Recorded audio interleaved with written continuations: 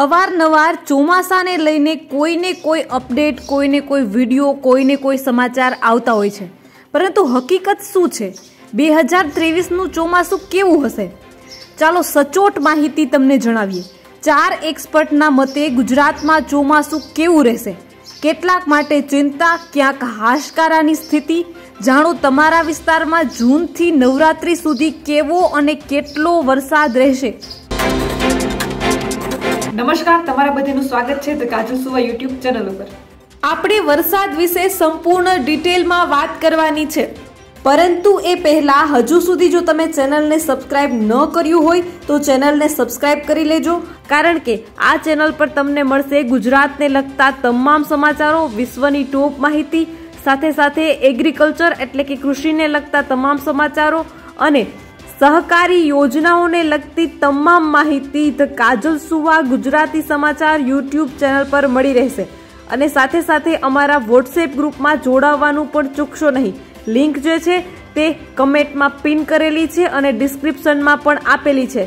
અગત્યના તમામ સમાચારો અને તમામ માહિતી વોટ્સએપ ગ્રુપ ઉપર તમને સૌથી પહેલા મળશે, એટલે વોટ્સએપ ગ્રુપમાં જોડાવાનું ચૂકશો નહીં। લિંક જે છે તે કમેન્ટમાં પિન કરેલી છે અને ડિસ્ક્રિપ્શનમાં પણ આપેલી છે, એટલે આપણા વોટ્સએપ ગ્રુપમાં જોડાવાનું બિલકુલ ચૂકશો નહીં।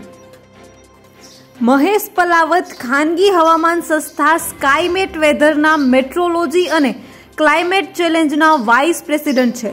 મનોરમા મોહંતી હવામાન વિભાગના ડાયરેક્ટર, જ્યારે અંબાલાલ પટેલ અને અંકિત પટેલ પોતાના આગવા કૌશલ્યના આધારે વિવિધ બાબતોનું વિશ્લેષણ કરીને હવામાનની આગાહી કરે છે। કહેવાય છે કે ચોમાસાના 4 મહિના સારો વરસાદ પડે તો આખું વર્ષ સુધરી જાય, કારણ કે ચોમાસું માત્ર ખેતી પૂરતું સીમિત નથી। કોઈ પણ વસ્તુનું ઉત્પાદન, વેચાણ, મોંઘવારી વગેરે બાબતો પર વરસાદ કેટલો પડ્યો એની સીધી અસર રહે છે। એટલે જ મે મહિનાના અંતથી જ ચોમાસાના આગમન પહેલા લોકોમાં વરસાદનો ઉત્સાહ હોય છે અને ચોમાસું અપેક્ષા મુજબનું હશે કે નહીં એ અંગે મૂંઝવણ પણ હોય છે। ત્યારે મીડિયા દ્વારા અલગ અલગ 4 એક્સપર્ટનો સંપર્ક કરીને તેમનો મત જાણ્યો હતો અને તમારા સમક્ષ એ મતને અમે રજૂ કરીએ છીએ। ગુજરાતના હવામાન વિભાગના ડાયરેક્ટર મનોરમા મોહંતી ખાનગી હવામાન સંસ્થા સ્કાયમેટ વેધરમાં મેટ્રોલોજી અને ક્લાઇમેટ ચેન્જના વાઇસ પ્રેસિડેન્ટ મહેશ પલાવત, હવામાન નિષ્ણાત અંબાલાલ પટેલ અને અંકિત પટેલને મીડિયાએ કેટલાક સવાલ કર્યા હતા, જેમાં ચોમાસાના 4 મહિનામાં અંદાજિત ક્યારે વધારે અને ક્યારે ઓછો વરસાદ પડશે, ગુજરાતના અલગ અલગ વિસ્તારોમાં આ વખતે ચોમાસાની સ્થિતિ કેવી રહેશે। એક ચર્ચા હતી કે બંગાળની ખાડીમાંથી ઉદ્ભવેલું મોકા નામનું વાવાઝોડું ચોમાસાને ભેજ ખેંચીને લઈ જશે, ત્યારે આ બાબતનું કેટલું તથ્ય છે અને કેરળમાં ચોમાસું કેટલાક દિવસ મોડું પડવાની આગાહી છે, ત્યારે ગુજરાતમાં ક્યારથી ચોમાસાનું આગમન થશે? આવા સવાલો પર 4 એક્સપર્ટનું અનુમાન અને વિશ્લેષણ ખૂબ જ મહત્વનું છે। તો ચાલો તમારા આ તમામ સવાલોના જવાબ આ એક જ વિડીયોમાં અમે તમને આપવાના છીએ। સ્કાયમેટ વેધરના વાઇસ પ્રેસિડેન્ટ મહેશ પલાવતે મીડિયા સાથે જણાવ્યું હતું કે દેશમાં 4 વર્ષ સતત ચોમાસું સારું રહ્યું, પરંતુ હવે અલનીનોની અસર જોવા મળી રહી છે। એને કારણે જૂનમાં તો વરસાદ સંતોષકારક પડી શકે છે। આ વખતે ચોમાસાની શરૂઆત થોડી મોડી થશે, પરંતુ ત્યારબાદ વરસાદી સિસ્ટમ સામાન્ય રીતે જ આગળ વધતી જશે એવી સંભાવના છે, પરંતુ જુલાઈ મહિનામાં અલનીનોની વધુ મજબૂત બની શકે છે, એટલે જુલાઈ મહિનાની 15 તારીખ પછી વરસાદનું પ્રમાણ ઘટતું જોવા મળશે। એટલે આ વખતે ચોમાસાના 4 મહિનામાં સામાન્યથી ઓછો વરસાદ થશે એવું અનુમાન લગાવ્યું છે। ઉત્તર ગુજરાત, મધ્ય ગુજરાત અને દક્ષિણ ગુજરાતમાં આ વખતે સામાન્ય અને સામાન્યથી ઓછો વરસાદ પડી શકે છે, જ્યારે સૌરાષ્ટ્ર અને કચ્છમાં ચોમાસું નબળું રહેશે એવી સંભાવનાઓ દેખાઈ રહી છે। મહેશ પલાવતના મતે આ વખતે ગુજરાતમાં ચોમાસું સામાન્ય કરતાં ઓછું રહેશે, એટલે કે છેલ્લા 4 વર્ષની સરખામણીએ ઓછો વરસાદ રહેશે। આ ઉપરાંત તેમણે વિસ્તાર મુજબ પર વરસાદની આગાહી કરી છે। વરસાદની પેટર્નમાં કેવા ફેરફાર આવ્યા છે તે વિશે પણ જણાવ્યું। મહેશ પલાવતે વધુમાં કહ્યું કે છેલ્લા 5 થી 6 વર્ષમાં ચોમાસાની પેટર્નમાં બદલાવ જોવા મળ્યો છે। પહેલાના સમયમાં જે લો પ્રેશર અને ડિપ્રેશન બંગાળની ખાડીમાં બનતું, એનાથી વાદળો ઉત્તર પશ્ચિમ દિશામાં ઓડિશા, ઝારખંડ, હરિયાણા થઈને દિલ્હી તરફ જતા હતા, પણ હવે એ પશ્ચિમ દિશા તરફ જઈ રહ્યા છે. એને કારણે તેલંગાણા, વિદર્ભ, દક્ષિણ મધ્યપ્રદેશને પાર કરીને ગુજરાત તરફ આવે છે. એને કારણે આ વખતે ચોમાસા દરમિયાન કેટલીક વાર ગુજરાતમાં ભારે વરસાદ પણ થઈ શકે છે. કેરળમાં ચોમાસું 4 દિવસ મોડું, ગુજરાત પરથી સી અસર થશે. ગુજરાત રાજ્ય હવામાન વિભાગના ડાયરેક્ટર ડોક્ટર મનોરમા મોહંતીએ આ વખતના ચોમાસાને લઈને જણાવ્યું હતું કે દર વર્ષે 1 જૂનથી કેરળમાં ચોમાસું બેસી જાય છે, પરંતુ આ વખતે 3 થી 4 દિવસ મોડું એટલે કે 4 જૂનથી ચોમાસું શરૂ થાય એવી સંભાવનાઓ જોવા મળી રહી છે. ગુજરાતમાં ચોમાસાને પહોંચતા 15 દિવસ લાગશે, જેથી 15 થી 20 જૂન વચ્ચે દક્ષિણ ગુજરાતમાં વરસાદ આવી જાય છે, જ્યારે અમદાવાદમાં 26 જૂન સુધીમાં પહોંચી જાય છે.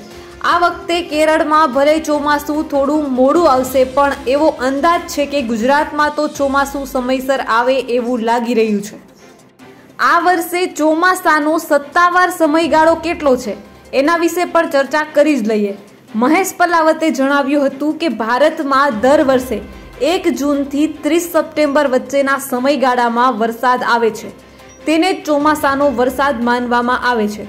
આ દરમિયાન ભલે ચોમાસું ગુજરાત સુધી પહોંચ્યું હોય કે ન હોય, પણ સત્તાવાર રીતે ચોમાસું જ ગણવામાં આવે છે. બીજી તરફ જો 30 સપ્ટેમ્બર પછી પણ વરસાદ પડતો રહે તો તેને ચોમાસાનો વરસાદ ગણવામાં આવતો નથી. દક્ષિણ ભારત તરફથી આવતા વરસાદી વાદળો મુંબઈમાં 10 જૂન સુધી પહોંચી જાય છે, જ્યારે ગુજરાતના દક્ષિણ ભાગમાં 15 જૂન સુધીમાં ચોમાસું પહોંચે છે. ત્યારબાદ 20 થી 25 જૂન સુધીમાં તો ચોમાસું સમગ્ર ગુજરાતમાં પહોંચી જાય છે. આ વખતે કેરળમાં ભલે ચોમાસું થોડું મોડું જોવા મળી રહ્યું છે, પરંતુ સમયસર પહોંચી જશે, કારણ કે પશ્ચિમ તટ પર વરસાદી વાદળોની સ્થિતિ ખૂબ સારી જોવા મળી રહી છે. અંબાલાલના મતે ગુજરાતમાં પહેલો વરસાદ અને રોહિણી નક્ષત્રનો યોગ. હવામાન નિષ્ણાત અંબાલાલ પટેલે કહ્યું કે કેરળમાં ચોમાસું જામ્યા પછી 8 અને 9મી જૂનના રોજ દરિયામાં ભારે પવન ફૂંકાશે. એને કારણે ગુજરાતમાં વરસાદ આવવાની સ્થિતિ સાનુકૂળ છે. એ પૂર્વે રોહિણી નક્ષત્ર પ્રમાણે 4 જૂને ગુજરાતમાં વરસાદ પડશે તો દરિયો પણ ભારે તોફાની બનશે. જો રોહિણી નક્ષત્રમાં 1 થી 4 જૂન સુધીમાં વરસાદ થાય તો લગભગ 15 જૂનની આસપાસ દક્ષિણ ગુજરાતમાં ચોમાસું આવવાની સંભાવના રહેશે, જ્યારે 22 થી 24 જૂન સુધીમાં સમગ્ર ગુજરાતમાં વરસાદ જોવા મળશે. આઈટી ક્ષેત્રમાં ભણેલા અંકિત પટેલે પોતે શું અનુમાન લગાવ્યું છે?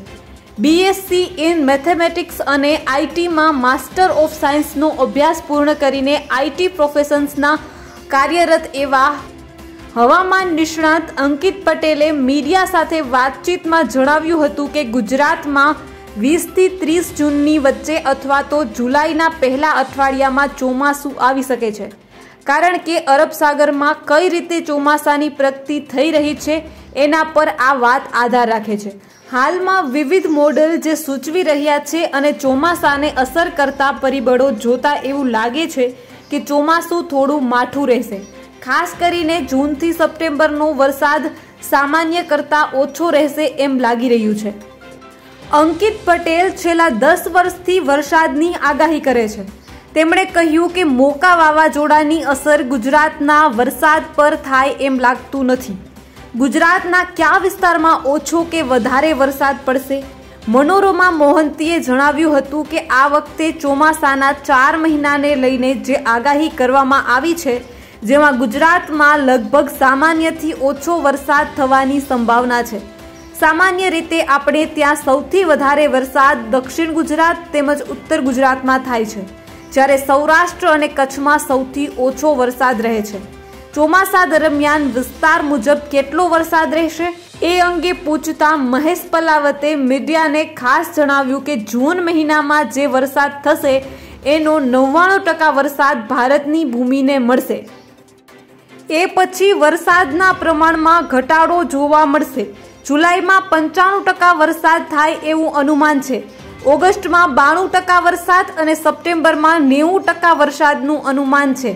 આ અનુમાન આખા દેશને લગતું છે. ગુજરાતમાં જુલાઈ અને ઓગસ્ટમાં સારો વરસાદ થશે તેવી સંભાવનાઓ દેખાઈ રહી છે. જુલાઈના અંતમાં કે ઓગસ્ટની શરૂઆતના સમયગાળામાં 1-2 વરસાદી સિસ્ટમ પણ સક્રિય થશે. આ સિસ્ટમનું કેટલું કદ છે અને કેટલા વિસ્તારમાં વરસાદ થશે એનું અમે 10 દિવસ પહેલા અનુમાન આપી શકીશું. પરંતુ હાલની સ્થિતિને જોતા લાગે છે કે બનાસકાંઠા, સાબરકાંઠા, મહેસાણા, પાટણ, અમદાવાદ, વડોદરા, ગાંધીનગર, પંચમહાલ, ડાંગ, સુરત, વલસાડ, રાજકોટ અને અમરેલીમાં સામાન્ય અથવા તો એના કરતાં ઓછો વરસાદ જોવા મળશે, જે અત્યારે ભુજ, નલિયા, જામનગર, પોરબંદર, મોરબી, ઓખા અને વેરાવળમાં વરસાદનું પ્રમાણ ઓછું જોવા મળી શકે છે. આમ ચોમાસાના 4 મહિનાનું અનુમાન લગાવીએ તો ગુજરાતમાં 15થી 20% વરસાદ ઓછો થવાની સંભાવનાઓ દેખાઈ રહી છે. ગુજરાતના મોટા શહેરોમાં વરસાદ અંગે શું કહે છે હવામાન વિભાગ? આ વખતે ચોમાસામાં કઈ જગ્યાએ કેટલો વરસાદ પડશે એ અંગે પૂછતા મનોરમા મોહંતીએ જણાવ્યું હતું કે ચોમાસા દરમિયાન કઈ જગ્યાએ કેટલો વરસાદ પડશે એ અંગે અત્યારથી કંઈક કહેવું એ ખૂબ જ મુશ્કેલ છે, કારણ કે અમારી પાસે જે સિસ્ટમ છે એના થકી અમે 10 દિવસ પહેલાંનું સચોટ અનુમાન લગાવી શકીએ છીએ. પણ અત્યાર સુધીના અમારા અભ્યાસ પરથી કહી શકીએ કે આ વખતે સૌથી વધુ વરસાદ દક્ષિણ ગુજરાતમાં જોવા મળી શકે છે. વધુમાં તેમણે કહ્યું કે અમદાવાદ, સુરત, વડોદરા અને ગાંધીનગરમાં મોટા ભાગે તો વરસાદ સારો જ રહે છે. આ વખતે ચોમાસા દરમિયાન આ 4 શહેરોમાં સામાન્યથી થોડો ઓછો વરસાદ થવાની સંભાવનાઓ દેખાઈ રહી છે. અંબાલાલ પટેલના મતે ક્યાં અને કેટલો ઇંચ વરસાદ પડશે? તો ગુજરાતના 4 મોટા શહેર અમદાવાદ, વડોદરા, રાજકોટ અને સુરતમાં વરસાદની સ્થિતિ અંગે અંબાલાલ પટેલે જણાવ્યું હતું કે જૂન અને જુલાઈમાં વરસાદ સારો રહેશે, પરંતુ ઓગસ્ટમાં વરસાદ ખેંચાઈ જાય એવી સંભાવનાઓ લાગી રહી છે.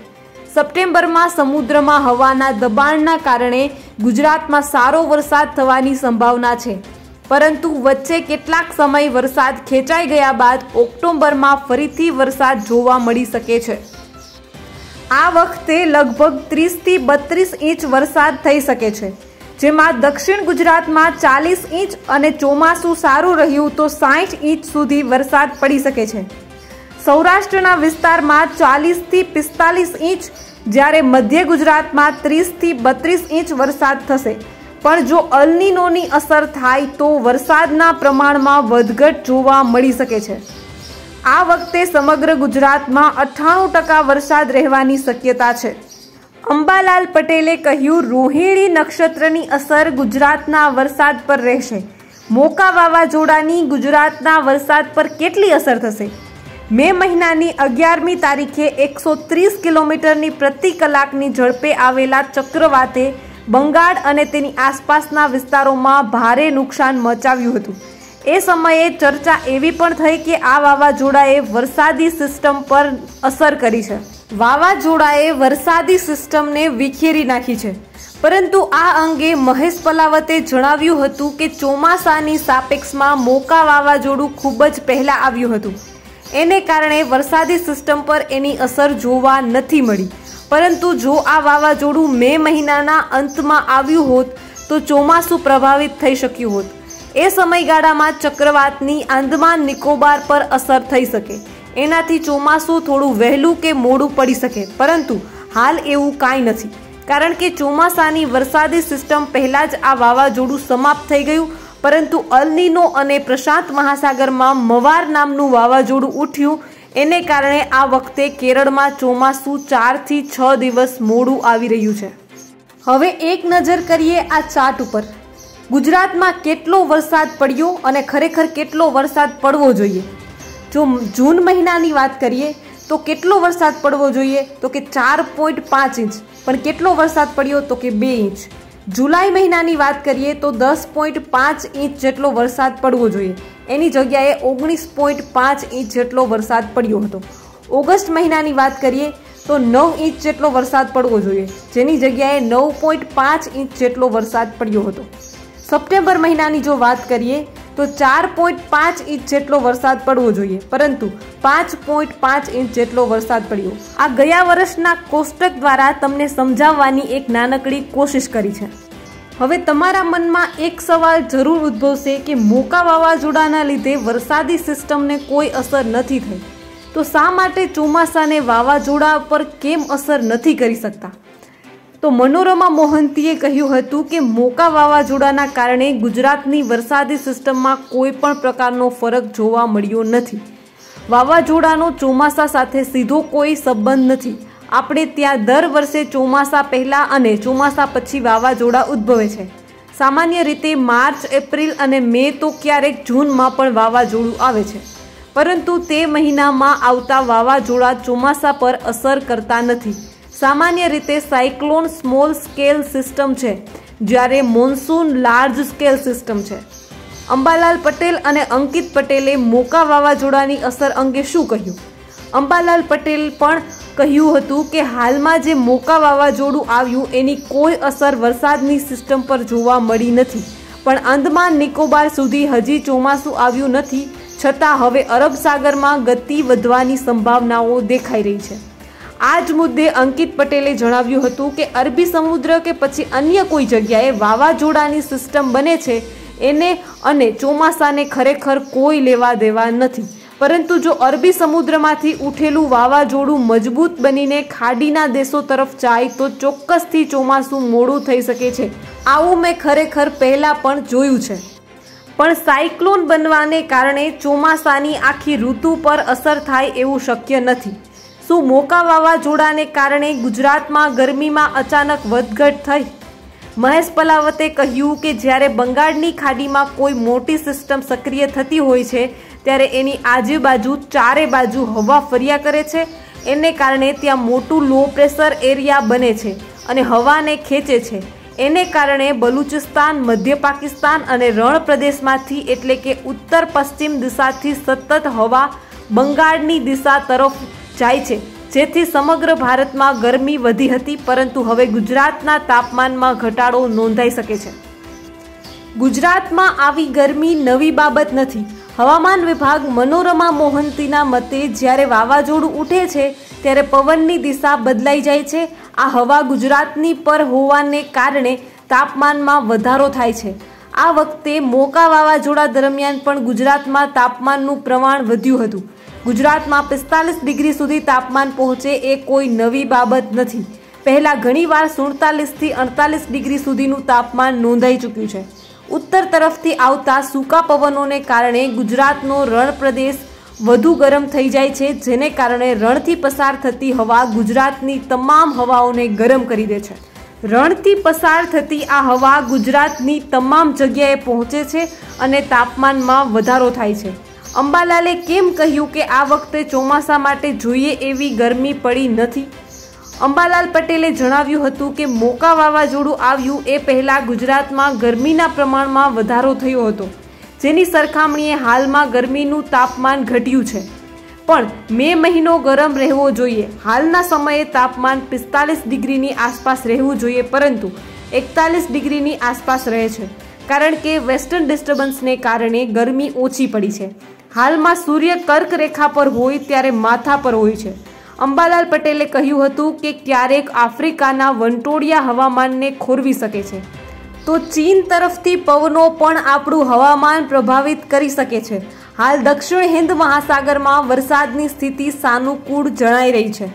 ત્યાં હાઈ પ્રેશર છે, જ્યારે શ્રીલંકા અને ત્યાંથી ઉપરના વિસ્તારમાં લો પ્રેશર છે, જેના કારણે જૂનની શરૂઆતમાં ચોમાસું કેરળમાં પ્રવેશશે. નકશામાં દર્શાવ્યા મુજબ વેસ્ટર્ન ડિસ્ટર્બન્સ આવી રીતે ભારતના વાતાવરણને પ્રભાવિત કરે છે. વેસ્ટર્ન ડિસ્ટર્બન્સ એટલે શું? તેની અસરો કેવી થાય છે? મહેશ પલાવતે આપેલી જાણકારી મુજબ વેસ્ટર્ન ડિસ્ટર્બન્સ એટલે પશ્ચિમથી પૂર્વ તરફની વાતાવરણની ગડબડ. પશ્ચિમથી પૂર્વ તરફ સમગ્ર વર્ષ દરમિયાન પવન ચાલે છે, જેમાં ભૂમધ્ય સાગર એટલે કે મેડિટેરિયન સી વાદળો જેટ સ્ટ્રીમ સાથે પશ્ચિમથી પૂર્વ તરફ આગળ વધે છે. ઈરાન, ઇરાક, અફઘાનિસ્તાન, પાકિસ્તાનનો જે વિસ્તાર છે એમાં ક્યાંય પણ મોટા પર્વત નથી જે એને રોકી શકે, એટલે જ્યારે આ પવનનો પશ્ચિમી હિમાલય સુધી પહોંચે છે તો પહાડી વિસ્તાર એને રોકી લે છે. આ સમયે ત્યાં હિમવર્ષા કે પછી વરસાદ થાય છે. આ પ્રકારનું વાતાવરણ ઓક્ટોબરથી માર્ચ એપ્રિલ સુધી રહે છે. વેસ્ટર્ન ડિસ્ટર્બન્સની અસર માત્ર ને માત્ર પહાડો પર અને ઉત્તર ભારતમાં જોવા મળે છે. પંજાબ, હરિયાણા, દિલ્હી અને કેટલીક વાર રાજસ્થાનમાં એની અસર જોવા મળે છે. ગુજરાત પર સીધી રીતે વેસ્ટર્ન ડિસ્ટર્બન્સની અસર નથી થતી. પશ્ચિમ તરફથી જેટ સ્ટ્રીમ ભારતમાં કેવી રીતે આગળ વધે છે એ આ નકશાની મદદથી સમજી શકાય છે. નિષ્ણાતો દ્વારા ચોમાસાનું અનુમાન કેવી રીતે લગાવવામાં આવે છે. મહેશ પલાવતે કહ્યું કે હાલમાં સેટેલાઇટ અને ટેકનોલોજીમાં વધારો થઈ રહ્યો છે, જેના કારણે અમે લગભગ 10 દિવસ પહેલાનું અનુમાન જોઈ શકીએ છીએ. પરંતુ એ સિવાય વિવિધ પ્રકારના મોડલ્સ છે જેમાં સમુદ્ર સપાટીનું તાપમાન છે જેનાથી અલનીનો કે લાનીનો બને છે, એને આધારે ચોમાસાનું અનુમાન લગાવી શકાય છે. યુરેશિયામાં સ્નોફોલ ઓછો થાય તો પણ આપણે ત્યાં વરસાદ સારો પડે. મધ્ય ભારતમાં ગરમી વધારે પડે તો એના એ પણ સંકેત હોય છે કે ચોમાસું સારું રહેશે. આ સિવાય વિષુવવૃત્ત પર પૂર્વથી પશ્ચિમ તરફ વાદળોનો સમૂહ જાય છે જેની અસર હિન્દ મહાસાગર પર થાય છે, એનાથી પણ વરસાદ પ્રભાવિત થાય છે.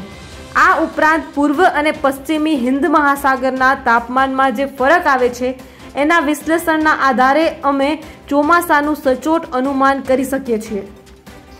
અંબાલાલ પટેલ કઈ રીતે વરસાદની આગાહી કરે છે? હવામાન વિભાગ અને સ્કાયમેટ વેધર જેવી ખાનગી સંસ્થા તો સેટેલાઇટ અને વિવિધ મોડલના આધારે આગાહી કરે છે, પણ અંબાલાલ પટેલ કયા આધારે આગાહી કરે છે એ અંગે તેમને પૂછતા તેમણે જણાવ્યું હતું કે વિષુવવૃત્ત પર આવેલા ટાપુઓ પર સમયવાહી પ્રવાહનું જોર કેવું છે એ ધીરે ધીરે આપણને ખ્યાલ આવે છે. પરંપરાગત ધ્યાન પ્રમાણે નક્ષત્રો, બુધ, શુક્ર અને ગ્રહોની સ્થિતિ, વરસાદનો મેઘનો પ્રસવ, શિયાળાનું હવામાન, ઉનાળાનું હવામાન અને ભિન્ન ભિન્ન ઋતુઓમાં થતું વાયુચક્ર અને એની સ્થિતિ, વાદળો, અમાસ અને પૂનમની ભરતી અને ઓટ, હવાનો ભેજ, વીજળીનો ચમકારો, વાદળોના પ્રકાર જેવી ઘણી બાબતોનો આધાર લઈને આગાહી કરી શકાય છે. જ્યારે અંકિત પટેલે જણાવ્યું હતું કે હું આજુબાજુનું વાતાવરણ, તાપમાન, ગ્લોબલ મોડલ્સ, પવનની પેટર્ન ઉપરાંત મારા પોતાના ઓબ્ઝર્વેશનના આધારે હું હવામાનની આગાહી કરું છું. શું નવરાત્રિમાં વરસાદ ખેલૈયાઓની મજા બગાડશે? છેલ્લા ઘણા વર્ષોથી આપણે જોઈ રહ્યા છીએ કે નવરાત્રિમાં વરસાદ આવે છે અને એને કારણે ખેલૈયાઓની મજા બગડી જાય છે. ત્યારે આ વખતે કેવી સ્થિતિ જોવા મળશે એ અંગે મનોરમા મોહંતીએ કહ્યું હતું કે ચોમાસા અંગે અમારી આગાહી મોન્સૂન લોંગ રેન્જ ફોરકાસ્ટ જૂનથી સપ્ટેમ્બર સુધીની હોય છે, પણ અત્યારથી ઓક્ટોબરની સ્થિતિ અંગે અમે લોંગ રેન્જ ફોરકાસ્ટ ઇસ્યુ નથી કરી શકતા. આ મહિનાઓ એવા છે જેમાં વાવાઝોડાની સ્થિતિ જોવા મળતી હોય છે, એટલે અત્યારથી કંઈ પણ કહેવું કે અનુમાન કરવું ખૂબ જ મુશ્કેલ છે. કેટલીક વાર ઓક્ટોબર દરમિયાન સક્રિય થતી સિસ્ટમના સંપર્કમાં આવતા આ વરસાદ પણ પડે છે. નવરાત્રિમાં વરસાદ અંગે અંબાલાલે શું કહ્યું? અંબાલાલ પટેલે કહ્યું હતું કે આ વખતે ઓક્ટોબરમાં વરસાદ રહેવાની શક્યતા છે, પણ આ વખતે એક અધિક મહિનો છે એટલે નવરાત્રિમાં વરસાદ પડશે કે કેમ એ તો પંચાંગ જોઈને જ ખબર પડશે. પરંતુ સપ્ટેમ્બર ઓક્ટોબરમાં હવાનું દબાણ હોવાને કારણે વરસાદ રહેશે, જેમાં 5 ઓક્ટોબરથી 17મી ઓક્ટોબર દરમિયાન દરિયામાંથી પવન ફૂંકાવવાની શક્યતા રહેશે. હવે આ કોષ્ટકને એક વખત ધ્યાનથી જુઓ. ગત વર્ષે મધ્ય, ઉત્તર અને દક્ષિણ ગુજરાતમાં વરસાદની સ્થિતિને દર્શાવે છે. મહિનો જૂન, તો જૂન મહિનામાં કેટલો વરસાદ હોવો જોઈએ? તો કે 5 ઇંચ જેટલો હોવો જોઈએ, પરંતુ કેટલો વરસાદ પડ્યો? તો કે 2.5 ઇંચ જેટલો. જુલાઈ મહિનામાં 13.5 ઇંચ જેટલો વરસાદ હોવો જોઈએ, પરંતુ 24 ઇંચ જેટલો વરસાદ પડ્યો. ઓગસ્ટ મહિનામાં 12 ઇંચ જેટલો વરસાદ હોવો જોઈએ અને 12 ઇંચ જેટલો જ વરસાદ પડ્યો. સપ્ટેમ્બર મહિનામાં 10 ઇંચ જેટલો વરસાદ હોવો જોઈએ, પરંતુ 6 ઇંચ જેટલો વરસાદ પડ્યો. આ સ્થિતિ હતી મધ્ય, ઉત્તર અને દક્ષિણ ગુજરાતમાં ગયા વર્ષના વરસાદની. હવે એક નજર કરીએ સૌરાષ્ટ્ર અને કચ્છના વરસાદની સ્થિતિ પર. ગયા વર્ષે કયા મહિનામાં કેટલો વરસાદ પડ્યો હતો અને ખરેખર કેટલો વરસાદ પડવો જોતો હતો? તો જૂન મહિનાની જો વાત કરીએ તો 3.75 ઇંચ વરસાદ હોવો જોઈએ, પરંતુ 1.8 ઇંચ જેટલો વરસાદ પડ્યો. જુલાઈ મહિનાની વાત કરીએ તો 8 ઇંચ જેટલો વરસાદ હોવો જોઈએ, જેની જગ્યાએ 16 ઇંચ જેટલો વરસાદ પડ્યો. ઓગસ્ટ મહિનાની વાત કરીએ તો 6 ઇંચ જેટલો વરસાદ હોવો જોઈએ, જેની જગ્યાએ 7 ઇંચ વરસાદ પડ્યો. સપ્ટેમ્બર મહિનામાં 4 ઇંચ વરસાદ પડવો જોઈએ, જેની જગ્યાએ 5 ઇંચ વરસાદ પડ્યો. દરેક ખેડૂત ભાઈઓ તેમજ તમામ દર્શક મિત્રોને ખાસ વિનંતી કે નીચે ડિસ્ક્રિપ્શનમાં એક લિંક આપેલી છે. આ લિંક ઉપર ક્લિક કરીને આપણા વોટ્સએપ ગ્રુપમાં જોડાઈ જવા ખાસ નમ્ર વિનંતી. સાથે સાથે કમેન્ટમાં પણ આ લિંક પિન કરેલી છે, તો આ લિંકમાં જઈ અને વોટ્સએપ ગ્રુપમાં જોડાઓ, જેના લીધે આપણો કોઈ પણ વિડીયો આવે અથવા તો ગુજરાતને લગતા તમામ સમાચારો તમને મળશે સૌથી પહેલા. આ વોટ્સએપ ગ્રુપમાં તમને તમામ ખેતીને લગતા સમાચારો, સહકારી યોજનાઓ, સહકારી ભરતીને લગતા સમાચારો તેમજ ગુજરાતના તમામ સમાચારોની સાથે સાથે વિશ્વની મહત્વની અપડેટ તમને તમારા વોટ્સએપમાં જ મળી જશે. તેથી આ ગ્રુપને જોઈન કરવાનું ભૂલશો નહીં. લિંક ડિસ્ક્રિપ્શનમાં અને કમેન્ટમાં બંનેમાં આપેલી છે. તો બસ આજના વિડીયોમાં એટલું જ. જલ્દી જ મળીશું એક નવા વિડીયોની સાથે. ત્યાં સુધી જોતા રહો ધ કાજલ સુવા યુટ્યુબ ચેનલ. નમસ્કાર.